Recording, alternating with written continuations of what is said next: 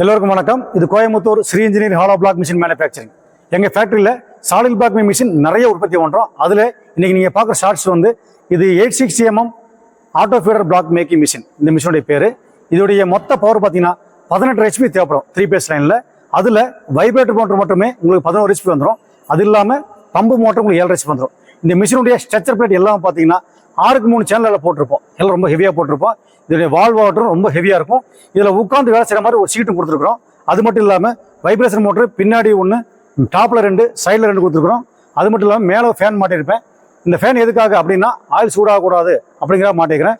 அது மட்டும் இல்லாமல் சைடில் பார்த்தீங்கன்னா ராடுக்கு ரொம்ப பெரிய பெரிய ராடாக ரொம்ப ஹெவியாக கொடுத்துருப்போம். சிலிண்டரும் அது போல் ஹெவியாக இருக்கும். முன்னாடி பார்த்தீங்கன்னா பெரிய பக்கெட் இருக்கும்.